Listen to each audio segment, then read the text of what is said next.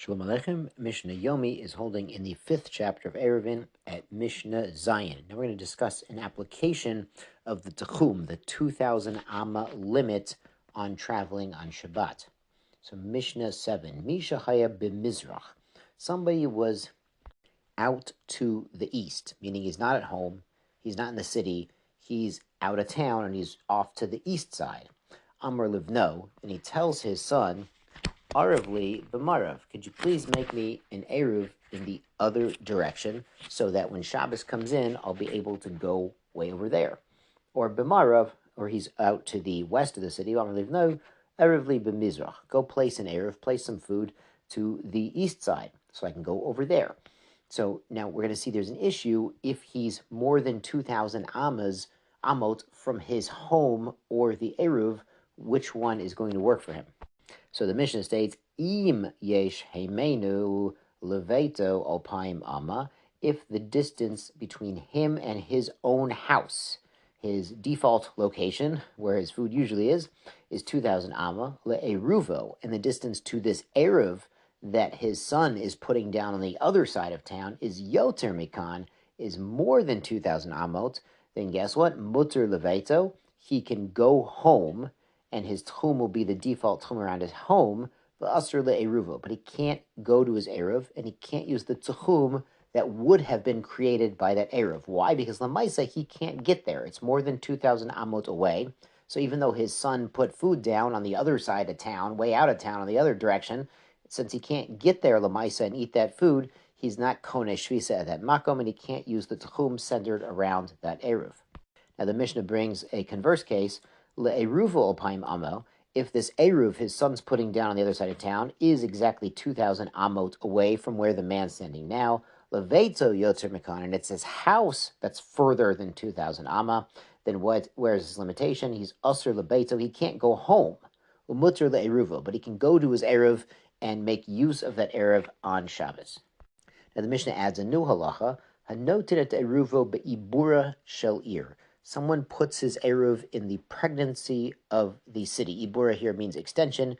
We saw this in the first Mishnah in this chapter, is that what they would do is when they were squaring off a city, first they would square it off in a rectangle or a square before they would measure out really the techum, the 2,000 amma out from the corners of this squared off city. So the Ibura was sort of the empty space, but its opposites, items in the city that are jutting out. Remember, like bridges that had a dwelling or towers sticking out from the wall. So even though the wall is a straight line, if you have towers sticking out of the wall that are part of the city, well, then that area in between the towers that's outside of the wall, that's the Ibura Shel Ir. So if somebody put his eruv there, lo asav lo klum, he hasn't accomplished anything, because this Ibura area, as we saw in Mishnah Aleph in the parak, it's included in the square, which is sort of the greater city that we measure the techum out from. So putting an eruv there, you can't go any farther. You're already within that rectangle or square of your city.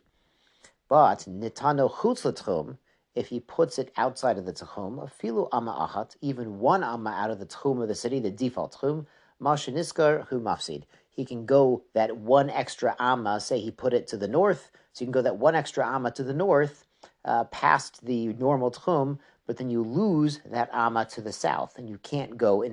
So then he can go an extra amma north, but he can't go the full 2,000 amma south as he could have before. Now the Bartner here explains that he only loses the number of amot that he places the eruv outside of the default techum of the city, but he doesn't lose the city itself. So he apparently says that the city doesn't really count against his techum. He could still go there. And that observation leads us into Mishnah Ches, Mishnah number 8, Anshe Ir Gedola, the people in a big city, Beholchin et Kol Ir Ketona. They can go through the entire smaller city. What's going on is the smaller city, the town, is within the techum of the big city. So you have a big city, and it's a big giant rectangle. The actual shape of the city doesn't so much matter because you rectangle it off, as we mentioned, and then they measure 2,000 amot out in all directions from that rectangle, and this small village is within that 2,000 amma span in one of the directions of the large city. So people in there, the whole small city is within the techum, they can go through the whole city. But